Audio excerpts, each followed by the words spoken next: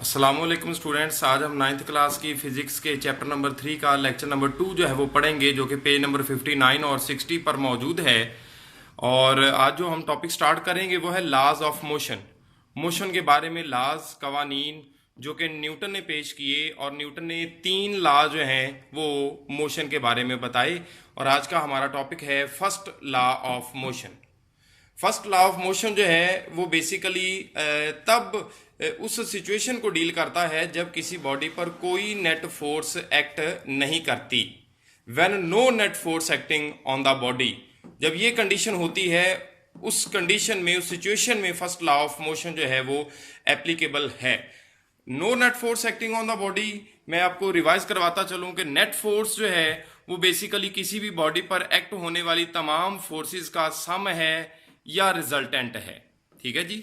और no net force acting on the body का ये मतलब नहीं है कि बॉडी पर फोर्स ही कोई नहीं लग रही, बल्कि no net force acting on the body का मतलब यह है कि अगर किसी भी बॉडी पर दो या दो से ज्यादा फोर्सेस लग रही हैं तो वो सारी फोर्सेस एक दूसरे के इफेक्ट को कैंसिल करें और एट द रिजल्टेंट कोई फोर्स बाकी ना बचे। सपोज ये एक बॉडी है, इस पर दो ऑपोजिट फोर्सेस हैं सेम लाइन में, यहाँ पर दो ऑपोजिट फोर्सेस है सेम लाइन में, ये दोनों फोर्सेस आपस में कैंसिल हो जाएंगी, ये दोनों आपस में कैंसिल हो जाएंगी, तो इस बॉडी पर कोई नेट फोर्स एक्ट नहीं कर रही होगी।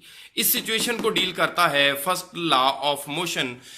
और न्यूटन ने ये बताया, इस लॉ में ये बताया गया है कि जब कोई बॉडी रेस्ट में है तो वो अपनी रेस्ट कंडीशन को कंटिन्यू रखेगा, और अगर कोई बॉडी स्ट्रेट लाइन में यूनिफॉर्म मोशन कर रहा है तो वो अपनी स्ट्रेट लाइन में यूनिफॉर्म मोशन को कंटिन्यू रखेगा। कब तक? जब तक उस पर कोई नेट फोर्स एक्ट ना करे। जब तक उस बॉडी पर कोई नेट फोर्स एक्ट नहीं करेगी तब तक जो बॉडी रेस्ट में है वो रेस्ट को कंटिन्यू रखेगा, और जो यूनिफॉर्म मोशन कर रहा है स्ट्रेट लाइन में वो अपनी यूनिफॉर्म मोशन को कंटिन्यू रखेगा। ठीक हो गया।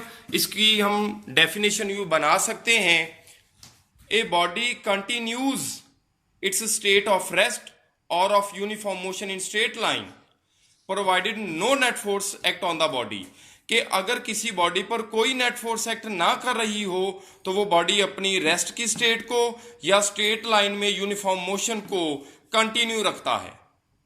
और अगर हम गौर करें तो इससे पहले हमने पिछले लेक्चर में एक प्रॉपर्टी पढ़ी थी इनर्शिया की।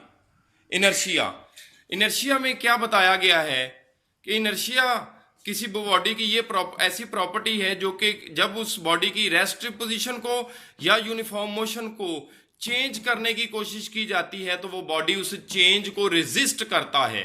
यानी उस बॉडी की कोशिश होती है कि जो बॉडी रेस्ट में है वो रेस्ट में रहे, और अगर कोई बॉडी यूनिफॉर्म मोशन कर रहा है तो वो यूनिफॉर्म मोशन करता रहे, उसमें चेंज ना आए। इस प्रॉपर्टी को हम क्या नाम देते हैं? इनर्शिया। और अगर हम गौर करें तो इनर्शिया प्रॉपर्टी भी वही चीज कह रही है जो कि फर्स्ट लॉ ऑफ मोशन कहता है। फर्स्ट लॉ ऑफ मोशन में भी यही कहा गया कि कोई बॉडी रेस्ट को कंटिन्यू रखता है और यूनिफॉर्म मोशन को कंटिन्यू रखता है जब तक उस पर कोई नेट फोर्स एक्ट नहीं करती। तो यहां से हमें यह पता चला कि न्यूटन जो फर्स्ट लॉ ऑफ मोशन जो है वो बेसिकली किसी बॉडी की जो प्रॉपर्टी इनर्शिया है इसको डील करता है। First law of motion deals with the inertial property of matter, therefore it is also called।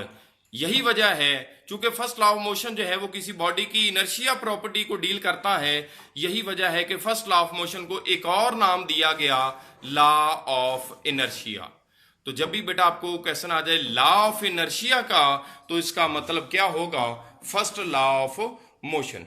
ये बेटा जी इसकी डेफिनेशन है, और इसको हम मजीद एक्सप्लेन कर सकते हैं।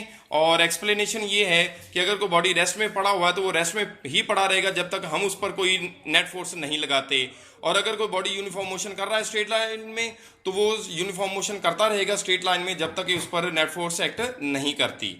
ठीक हो गया। तो मजीद जो है बेटा इसकी जो एक्सप्लेनेशन है वो आपको पेज नंबर 59 और 60 पर मिल जाएगी। ये बेटा ये आज का हमारा टॉपिक था। अल्लाह हाफिज।